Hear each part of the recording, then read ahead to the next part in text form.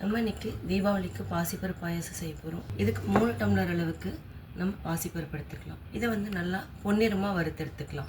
நம்ம ஒரு குக்கரில் பாசிப்பருப்பை சேர்த்துக்கலாம்.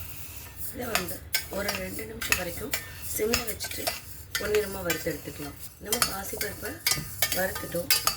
அதாவது லைட்டாக பொன்னிறமாக இருந்த போதும் வாசம் வர ஆரம்பிச்சிருச்சு. இந்த ஸ்டேஜில் 2 டைம் கழுவிட்டு ஒரு 3 விசில் விட்டு எடுத்துக்கலாம். 2 டைம் நல்லா கழுவிட்டோம். இப்போ தண்ணி ஊற்றிக்கலாம். தேவையான அளவு தண்ணி விட்டுட்டோம். இப்போ நம்ம 3 விசில் விட்டு எடுத்துக்கலாம். பாசிப்பருப்பு நல்லா வெந்துருச்சு. இதையும் நல்லா மசிச்சு விட்டுக்கோங்க. நம்ம பாசிப்பருப்பு நல்லா மசிச்சு விட்டுட்டோம். வேறு பேன் எடுத்துக்கலாம். 2 டேபிள் ஸ்பூன் அளவுக்கு நம்ம நெய் விட்டுக்கலாம்.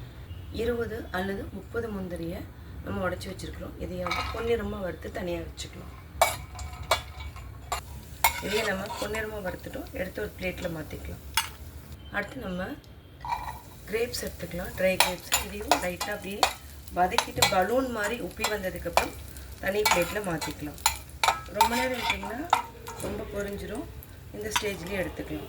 அடுத்து ஒரு முக்கியமான பொருள் தேங்காய் பால் எடுக்கலாம். நம்ம வந்து கொஞ்சமாக ஒரு அரை மூடி தேங்காயை நல்லா அப்படியே நெய்யிலேயே வறுத்துக்கலாம்.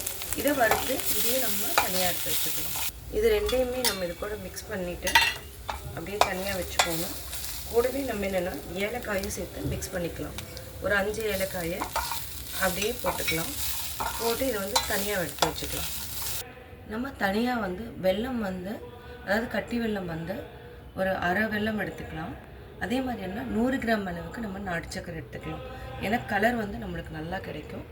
இப்போ கொஞ்சமாக தண்ணி விட்டு நம்ம கேஸ் ஆன் பண்ணி கரைச்சி எடுத்துக்கலாம். இப்போ நம்ம அதே பேனில் வெல்லத்தை வந்து வடித்து இதில் ஆட் பண்ணிக்கலாம்.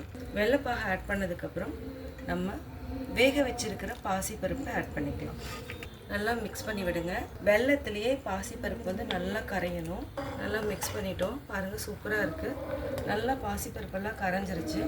இப்போ நம்ம தேவையான அளவு பால் விட்டுக்கலாம். பால் வந்து நம்ம 1/2 லிட்டர் எடுத்துருக்குறோம். பாயாசம் கொதி வர ஆரம்பிக்கிற ஸ்டேஜில் நம்ம ஆல்ரெடி வதக்கி வச்சுருக்கிற தேங்காய், முந்திரி, திராட்சை எல்லாத்தையுமே ஆட் பண்ணிக்கலாம். இதே மெத்தடில் செஞ்சு பாருங்கள், அவ்வளோ சூப்பராக இருக்கும். நல்லா மிக்ஸ் பண்ணி விடுங்க. சூப்பராக தீபாவளிக்கு வந்து நம்ம ஒரு பாயாசம் ரெடி பண்ணிட்டோம். தேங்காவோட நீங்கள் சாப்பிட்றப்போ அவ்வளோ ஒரு ஃப்ளேவர் கொடுக்கும். வாயில் கடிச்சிங்கன்னா அவ்வளோ சூப்பராக இருக்கும். இப்போ நம்ம ஆஃப் பண்ணிக்கலாம். ஆஃப் பண்ணிவிட்டு மீதி இருக்கிற இந்த முந்திரி இதெல்லாம் அப்படியே மேலே போட்டுக்கோங்க. அவ்வளோதான், சூப்பரான சுவையான பாயாசம் ரெடி. சுவையான பாசிப்பருப்பு பாயாசம் ரெடி.